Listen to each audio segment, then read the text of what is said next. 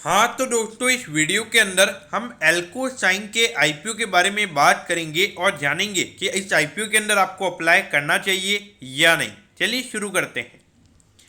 तो देखिए, सबसे पहले हम ये जानेंगे कि ये कंपनी काम क्या करती है। तो देखिए, ये जो कंपनी है ये विजुअल प्रेजेंटेशन से रिलेटेड जो भी बोर्ड्स होते हैं उन्हें मैन्युफैक्चर करने का काम करती है। तो देखिए, आपने देखा होगा कि जब भी आप स्कूल जाते थे तो वहाँ पे ब्लैक बोर्ड्स होते थे, आप जब भी ट्यूशन जाते थे तो वहाँ पे वाइट बोर्ड्स होते थे, कभी नोटिस बोर्ड्स होते थे। तो ये जितने भी तरीके के जो बोर्ड्स होते हैं जो स्कूल में यूज़ किए जाते हैं तो वो ये कंपनी मैन्युफैक्चर करती है। उसके अलावा अगर हम देखेंगे, जो स्कूल में बेंचेज होती है, जो डेस्क होते हैं, तो वो भी ये कंपनी मैन्युफैक्चर करने का काम करती है।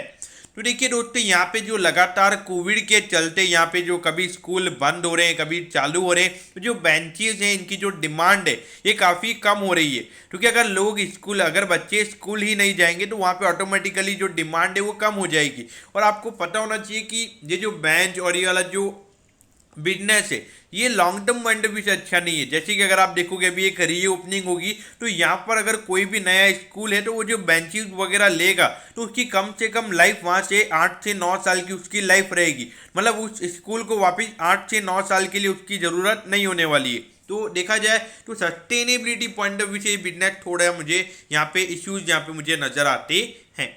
अगर हम कंपनी के ब्रांड नेम की अगर हम बात करेंगे तो देखिए, एल्को साइन कंपनी का एक ब्रांड प्रोडक्ट है। Seat and study, brainy, glassy bio and ultra E act, तो ये कंपनी के ब्रांड है जिसके नाम से कंपनी अपने प्रोडक्ट को सेल करती है।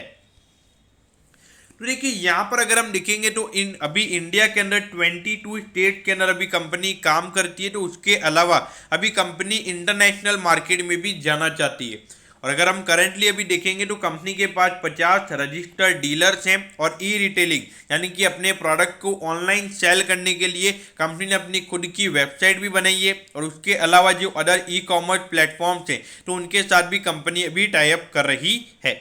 अगर मैन्युफैक्चरिंग यूनिट की अगर हम बात करेंगे तो 5 लाख स्क्वायर फीट का यहाँ पे कंपनी का मैन्युफैक्चरिंग यूनिट है, जो राइटिंग बोर्ड्स और डिस्प्ले बोर्ड जहाँ पे कंपनी मैन्युफैक्चर करती है। अब यहाँ पर कंपनी की कंपीटिटिव स्ट्रेंथ क्या है। तो देखिए, जो डीलर्स नेटवर्क है, जो 50 डीलर, एक छोटी सी कंपनी होने के बावजूद एक 50 डीलर का जो नेटवर्क है वो काफ़ी अच्छा है।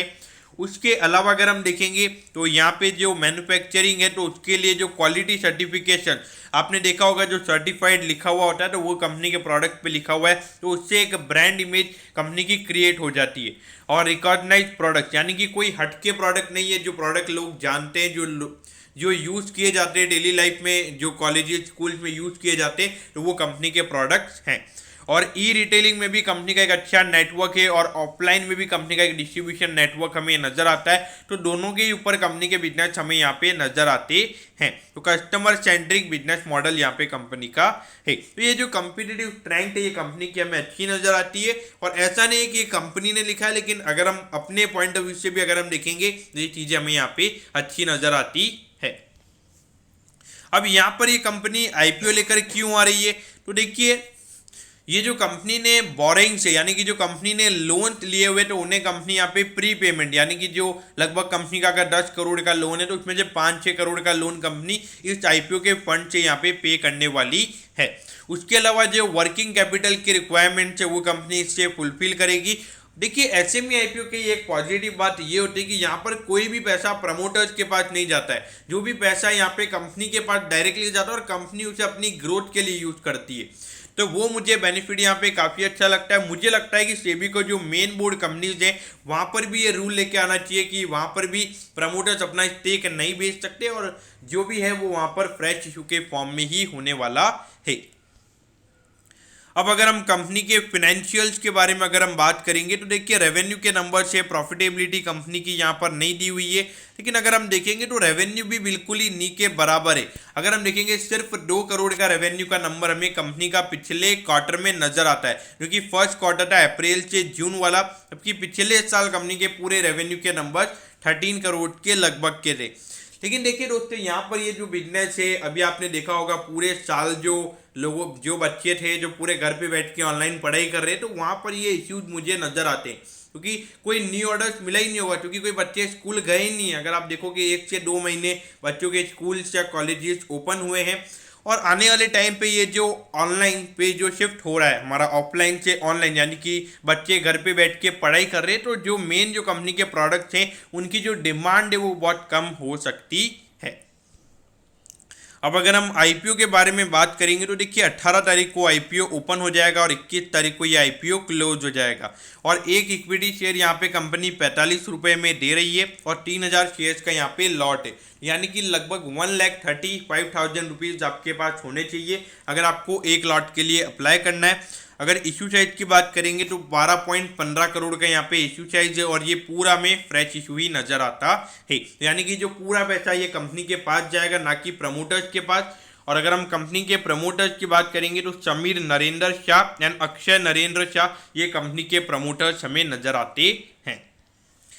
अब अगर हम टाइम टेबल की अगर हम बात करेंगे तो देखिए यहाँ पे लिस्टिंग डेट नहीं लिखा हुआ है, लेकिन अप्रॉक्सीमेटली अगर हम देखेंगे तो एक हफ्ते के बाद लिस्टिंग होती है, तो 21 जनवरी का यहाँ पे लास्ट डेट है। तो आप लगभग समझिए कि 28 से 29 जनवरी के लगभग हमें ये एल्को साइंग लिमिटेड का जो आईपीओ ये लिस्ट होता हुआ नजर आएगा। और कहाँ पे लिस्ट होगा? BSE SME पे ये कंपनी लिस्ट होगी।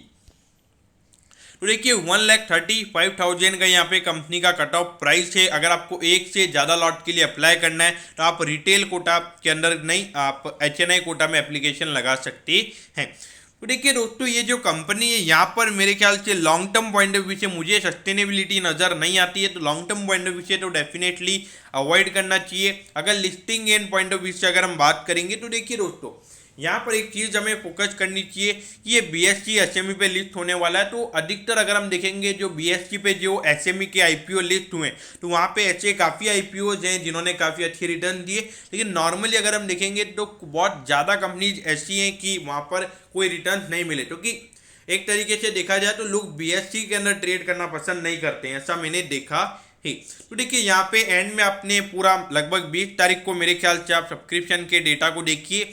अगर लगभग 10 से 15 टाइम का अगर सब्सक्रिप्शन होता है तो मेरे ख्याल से आपने अप्लाई करना चाहिए, बाकी मेरे ख्याल से आपने इसे अवॉइड करना चाहिए। दोस्तों मैं होप करता हूँ कि एल्को साइन के पूरे आईपीओ के डिटेल्ड एनालिसिस के बारे में आपको सब कुछ पता चल गया होगा। अगर आपकी कोई भी क्वेरीज है तो आप कमेंट कीजिए, मैं ज़रूर आपके कमेंट पर रिप्लाई करूँगा। ओके दोस्तों, thank you, have a nice day.